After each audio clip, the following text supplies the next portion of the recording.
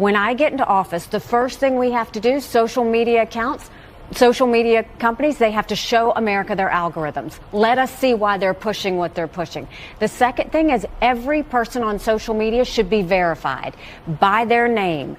That's, first of all, it's a national security threat. When you do that, all of a sudden people have to stand by what they say, and it gets rid of the Russian bots, the Iranian bots, and the Chinese bots.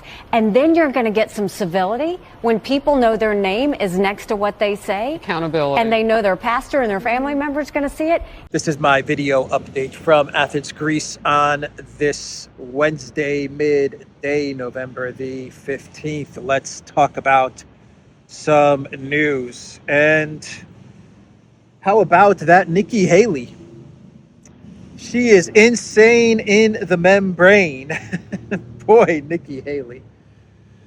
She is, she's the real deal neocon, isn't she? I mean, she is a real deal neocon. And I can't believe that there's actually like 6 or 7% of the Republican voter base that considers her to be a good choice for president of the United States. Nikki Haley. Unbelievable. I think with a comment like that, she may have just sunk her presidential hopes, her presidential ambitions. Maybe not. I don't know. Maybe there are people out there who are like, yeah, let's get everyone's identity on the internet revealed, and let's tie their access to the internet and to social media to their driver's license or to their passport, and let's just have full spectrum surveillance. I imagine there are people like that, but I've never met anybody like that, whether on the right or the left or in the center, but who knows? Nikki Haley, neocon Nikki. Oh boy. So let's talk about the neocons, because the neocon magazine, the publication, The Economist, they put out an article or their predictions, I guess their predictions for 2024. And it's called The World Ahead 2024. And they have some very interesting cover art that a lot of people are talking about from this Economist article. The Economist does pride itself on its cover art for their publications, for their neocon analysis. They always provide some interesting cover art, and this one has a lot of people talking. And I'll put it up on the screen for you to see it. And it has on the top part of this circle, of this sphere, I guess, it has Zelensky facing off against Putin, or looking at Putin, with an hourglass in the middle. Above Zelensky is the shadow, the silhouette of a woman, a ponytail with bombs, with missiles on top. And above Putin's head is the shadow of Trump with a question mark, and a dove, a peace dove above Putin. And in the middle, you can see the ballot box. And on the bottom part of this circle is Biden. I guess that's Biden. A very flattering cartoon image of Biden, but that's Biden and Xi Jinping. And they've got their backs facing each other, facing against each other. So they're not looking at each other in the eyes like Putin and Zelensky. And in between Biden and Xi Jinping are two maps, globe maps. One is of Latin America, South America, the global South, and the other one is of China, the Asia Pacific region. So that is in between Biden and Xi Jinping, who are not looking at each other. Zelensky and Putin, they're staring at each other. And so a lot of people are talking about the hidden symbolism in this neocon cover art. Yeah, I think there's symbolism there, but always keep in mind that this is a neocon publication that is going to that is going to make predictions for 2024. And if there's one certainty when it comes to neocons, it's that the neocon predictions and the neocon plans, they never turn out as they predict and as they hope. So that's the one certainty. When a neocon predicts something, it's most likely going to be the exact opposite of what they're predicting. But I saw a tweet from, I think, the Russian embassy in Kenya, and they talked about how Putin has a dove above his head. And they're like, you see, even the neocons, they recognize that Putin was the one that was promoting peace all along, and it was Zelensky with the missiles over his head that was promoting war all along. So I don't know, maybe that's one way to interpret it. I saw some other people saying that the woman above Zelensky, this shadow silhouette of the ponytailed woman, is his wife, Elena Zelenska, and it signifies that she's going to take over the presidency when they dispose of Zelensky. Maybe, I don't know, maybe. I could see that. I could see that. Why not? Trump above Putin. I guess they're talking about a Trump presidency, or maybe they're talking about Trump Russiagate again. I don't know why the neocons are so obsessed with connecting Trump to Putin. I really don't. When there's really no connection there. But anyway, they're obsessed with it. And he has a question mark. Trump has a question mark. Is he going to be president? Is he going to beat the indictments? I guess that's what the question mark means. And when he beats the indictments, is Trump going to be Putin's puppet again? Is that what they're saying? All right, Biden and Xi, that one makes more sense. They're fighting for the support of the global South. I don't think that's really in question anymore. The global South is pretty much aligned with BRICS and China at this point. At least the trajectory, the momentum, is with BRICS and China, and the Asia Pacific. Yeah, the Biden White House, they're escalating in Taiwan and in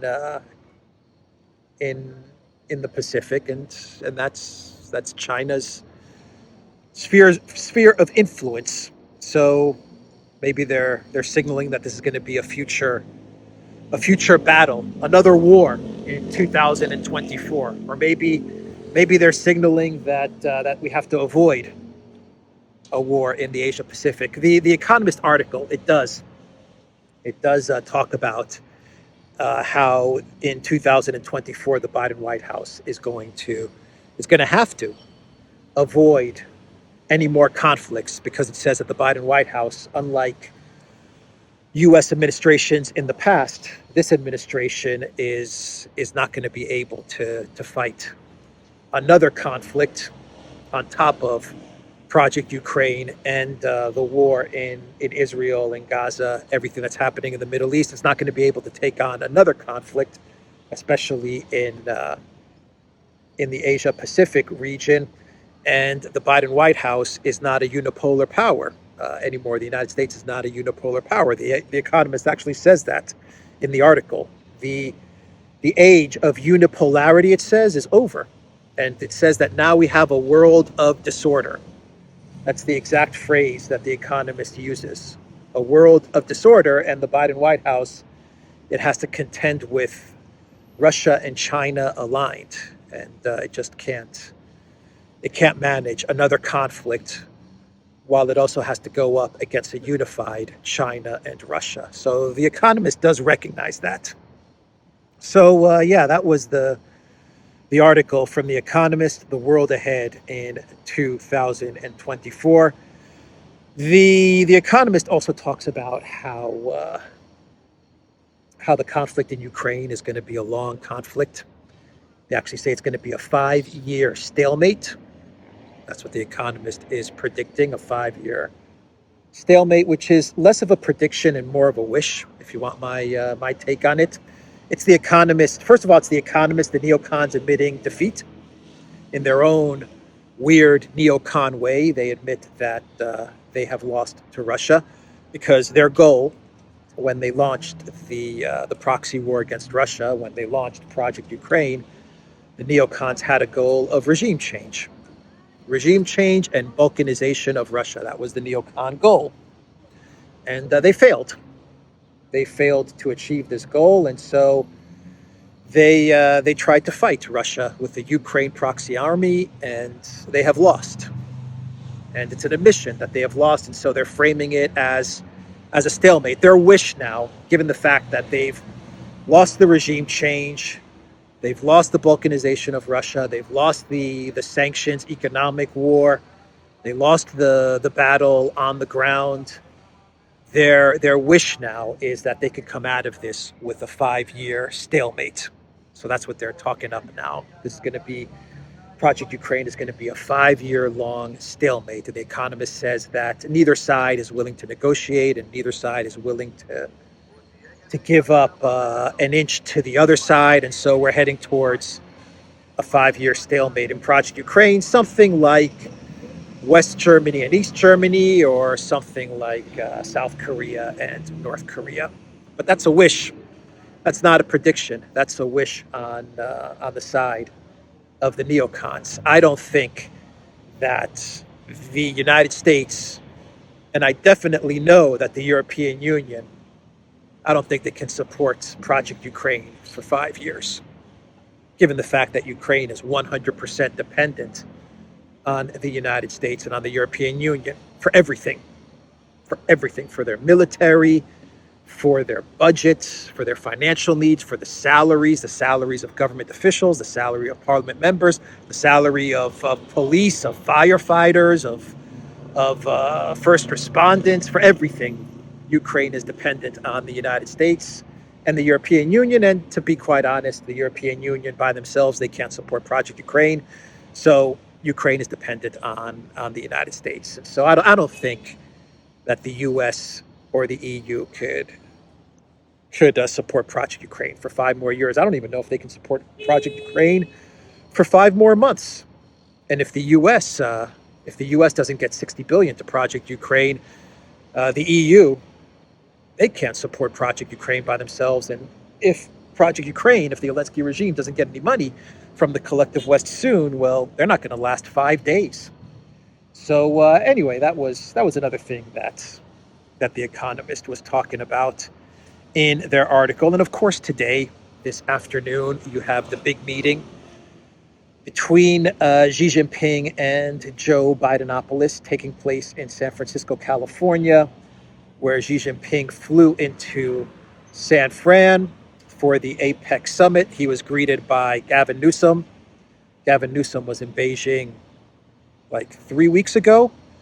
And so he was there at the airport to welcome Xi Jinping. Gavin Newsom, of course, is waiting in the wings for if and when Biden decides to step aside for the 2024 presidential run. Gavin Newsom is right there, ready to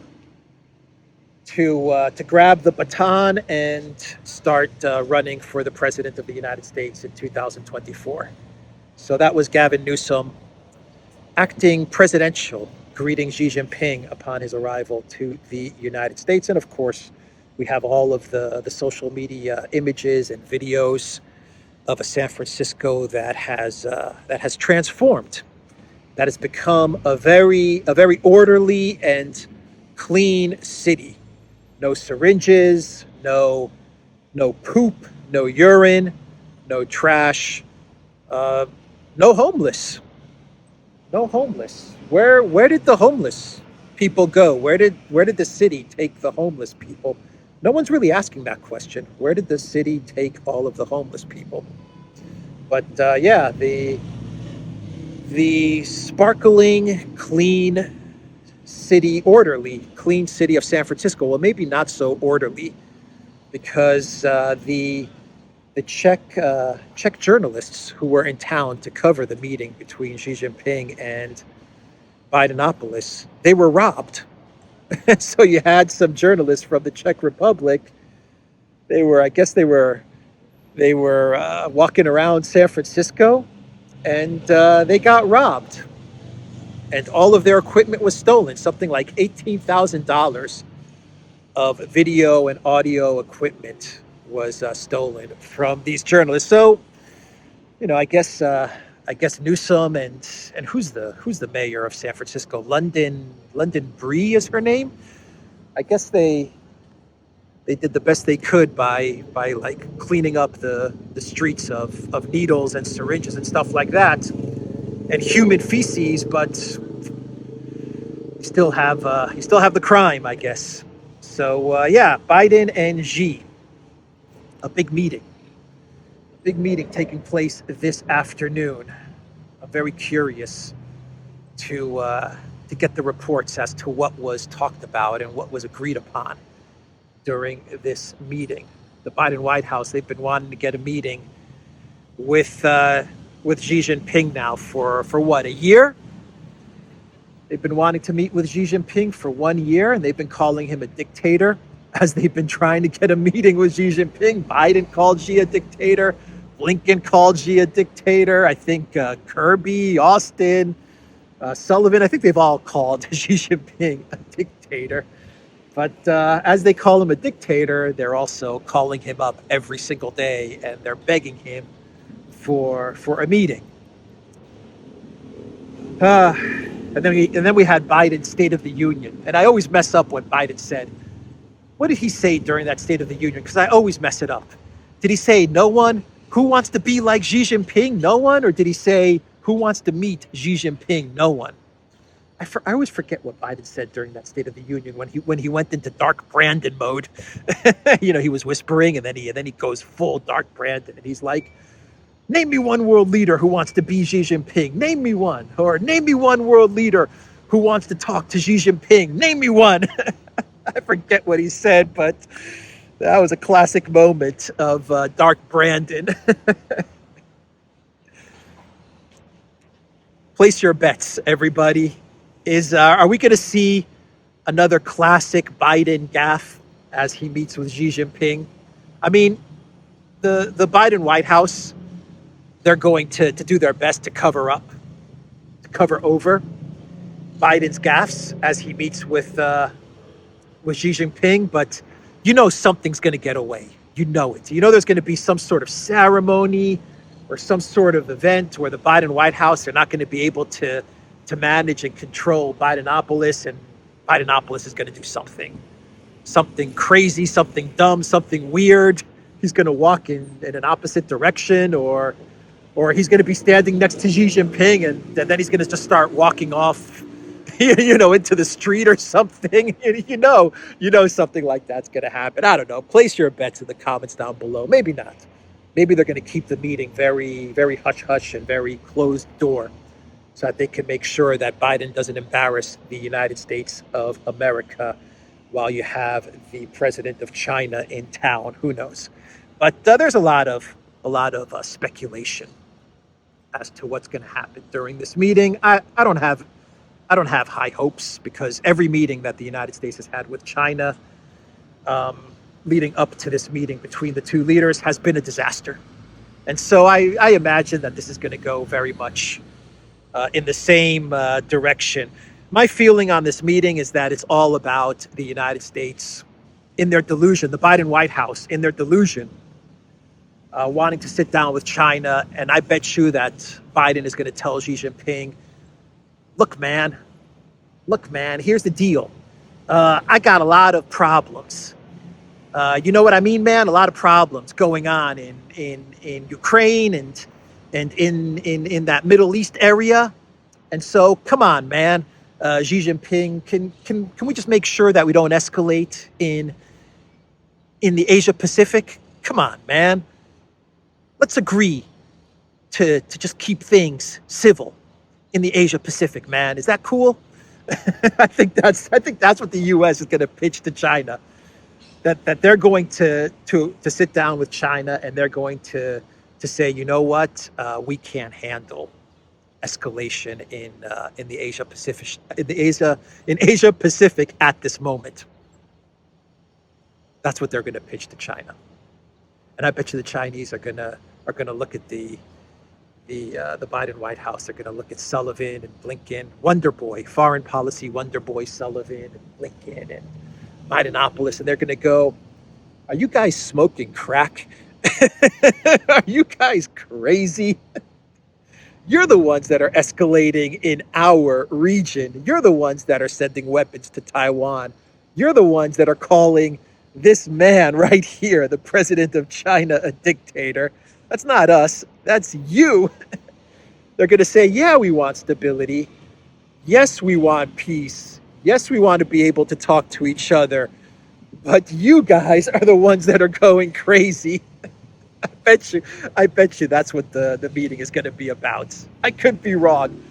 The media is running stories saying that this is going to be about the fentanyl crisis, but maybe they're going to talk about it. But I think that's going to be that's a cover for what the real reason of this meeting is, which is for the Biden White House to try and manage the relationship and the escalation in the Asia Pacific region, the escalation that they're creating in the region. They're going to ask the Chinese to help them manage it. Can you help manage our craziness? That's basically what the Biden White House is going to pitch to the Chinese leadership. Anyway, we'll see. We will see what's going to be the outcome of this meeting. Before the meeting, the media asked Wonder Boy Jake Sullivan if Biden is going to bring up China's alleged weapons deliveries to Russia so that Russia can fight Ukraine, because, Russia's running out of weapons, right? And Jake Sullivan, he told the media that to date, the U.S. has seen no evidence that China is delivering weapons to Russia. So that was an interesting statement from foreign policy Wonder Boy Jake Sullivan. No doubt Jake Sullivan was trying to throw in some goodwill to the Chinese ahead of the meeting between Biden and Xi Jinping, because for the last 9 months we've been getting endless stories about how China is providing weapons to Russia. We've been getting warnings from the Biden White House. Don't you dare send weapons to Russia. We're warning you, China. And all of a sudden you have Sullivan saying, no, China's never sent any weapons to Russia. He just said it like that. Just, no, never, forgetting about all the warnings they have given to China over the past 9 months. So it's going to be an interesting day in San Francisco. And how about we discuss Project Ukraine? Let's discuss a little bit about Project Ukraine, and we'll do a clown world. We'll make this a short video for this Wednesday. Let me see, how am I doing on time?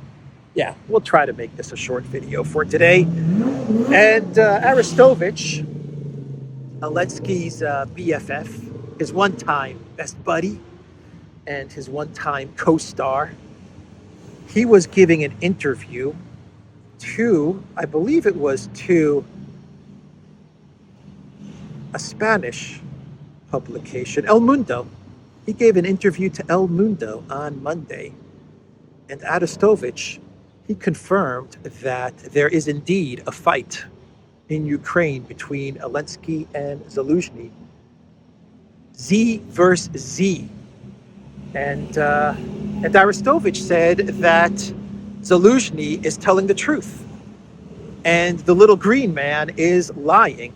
And this is in reference to the Economist article where Zaluzhny said that the conflict in Ukraine is at a stalemate. And he said that unless Ukraine gets some super duper amazing high-tech weaponry, unless the collective West delivers Ukraine the Empire's Death Star, then there's no way for Ukraine to emerge victorious from this conflict. And that comment from Zaluzhny really pissed off Zelensky because it jeopardizes Zelensky getting money.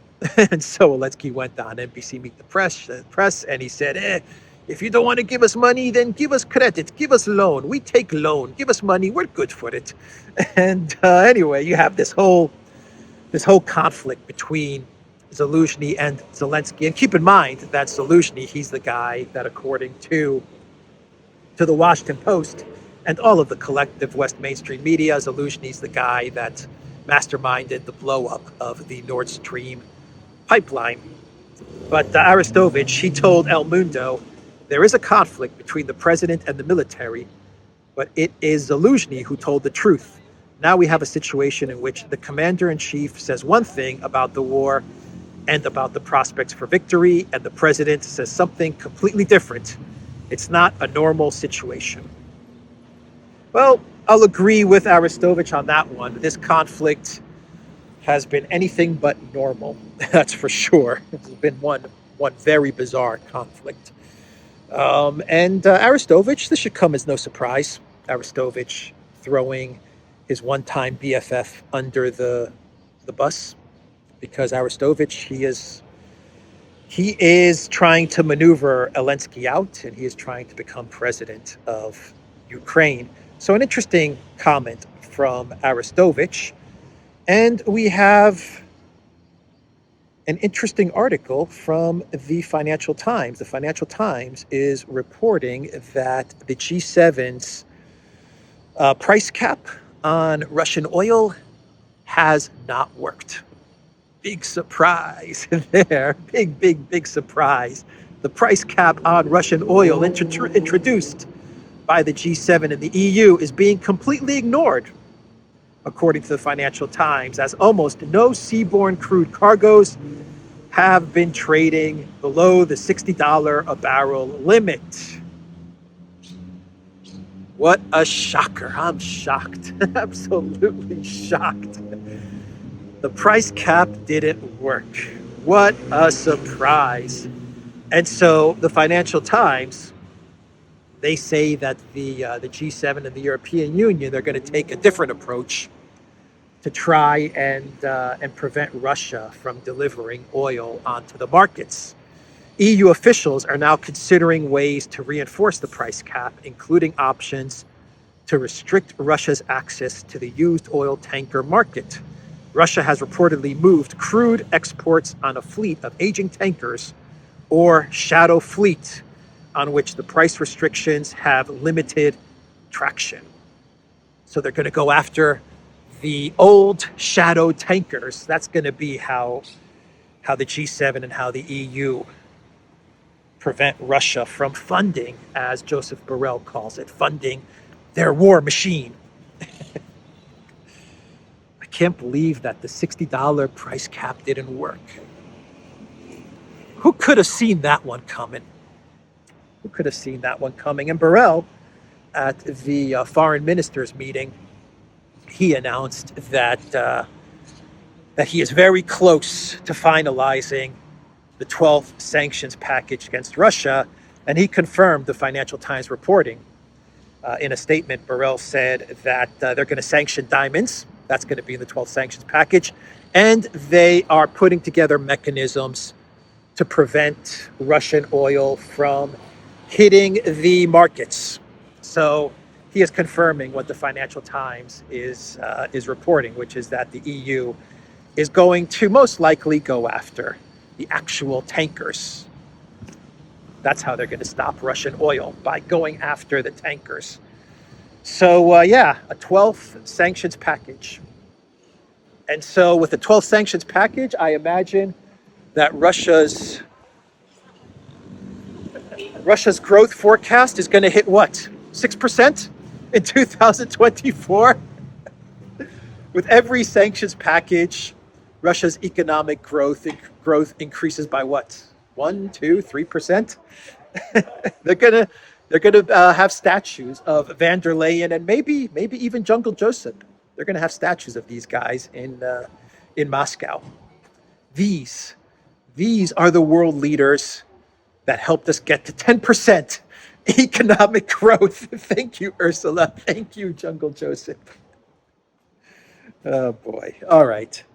let's wrap this video up, and we'll wrap it up with a clown world coming from Kaja Kallas. Kaja Kallas, the Prime Minister of Estonia. She was at a Politico event. Kaja Kallas goes to a lot of these events. When is she ever like in Estonia running the country? Because it seems like she's always at some event. Anyway, she was at this Politico event, and they asked her about NATO and if she's interested in becoming the chief of NATO.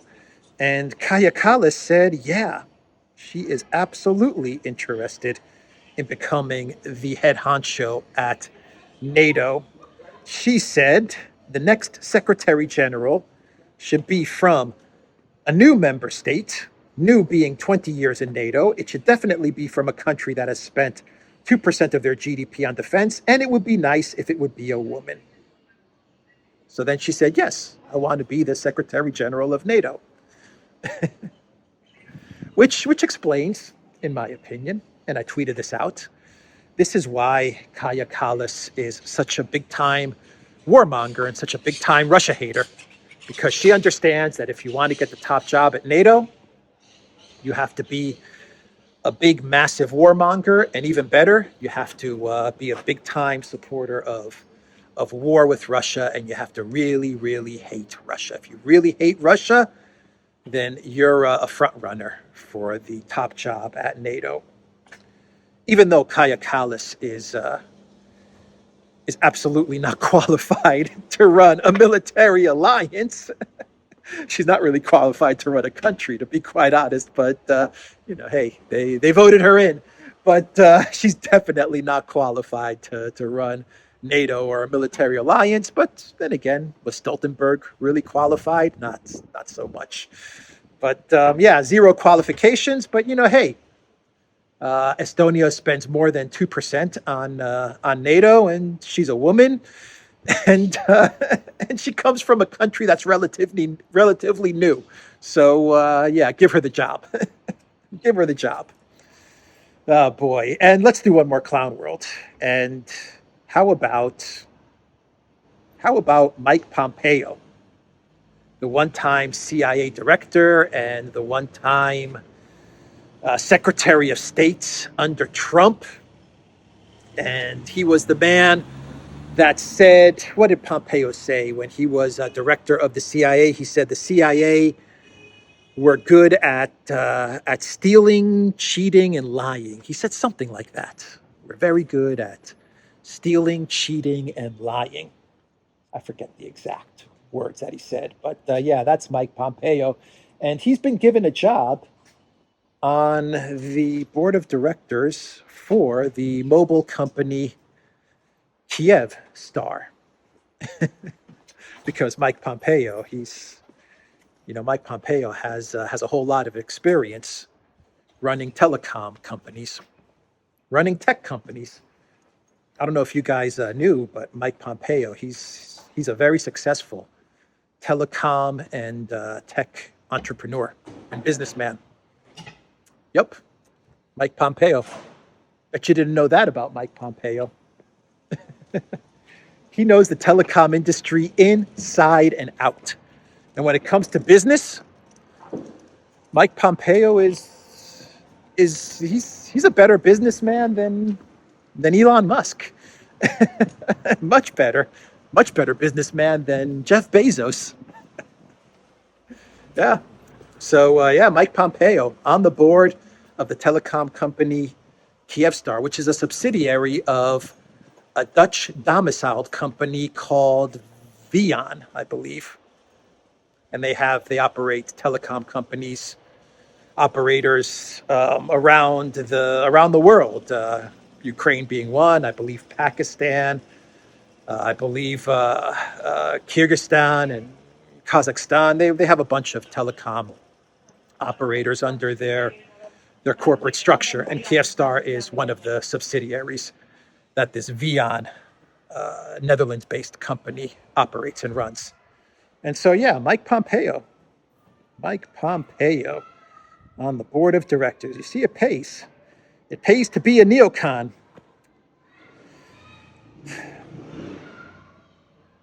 So I'm just pulling up the article about this, seeing if I can pull up a quote here. Pompeo is joining Kyivstar as an independent non-executive director in his capacity as a partner of impact investments described by Vian as a newly established U.S.-based strategic and financial advisory and investment firm. Kyivstar's new board chairman will be Kaan Terzoglu, the CEO of Vian Group. The appointments reflect Vian's commitment to Ukraine and to the recovery and reconstruction of the country, the company said. So what's going on here is really simple. It's really, really simple. This is like another Hunter Biden Burisma thing. Somewhere along the line, somewhere in Ukraine, or maybe even Vian, maybe the mother company Vian, but somewhere in this mix, this company needs some favors. Maybe it needs some contracts from the U.S. government. Maybe a rival oligarch who has a rival telecom company needs to be taken out. Something. They need a favor from the deep state, from the CIA, and they have to hire Pompeo in order to get that favor or that protection. Maybe we're looking at protection. Maybe someone in the Vian group or in Kyivstar, they need some protection from prosecution or from Zelensky or from Zaluzhny. Who knows? But that's what's going on here. That is why Pompeo is going to be on the board. He's never going to travel to Kiev. He has no understanding of the telecom industry. He has no understanding of business. The only reason he is going to be on the board of this telecom company is because they need some sort of favor or some sort of protection or some sort of contract from the U.S. or the U.S. military or the U.S. deep state. And so they're putting Pompeo on the board in order to secure some sort of favor. This is Burisma, Hunter Biden, 10% for the big guy. We got the prosecutor fired 2.0. That's what this is. Anyway, I think I will wrap the video up there. TheDuran.locals.com. We are on Rumble, ODYSEE, BitChute, Telegram, Rockfin, and Twitter X. And go to the Duran shop. 10% off. No, wait, 20% off. Use the code TheDuran20. Say goodbye to Snoopy. Bye-bye, Snoopy.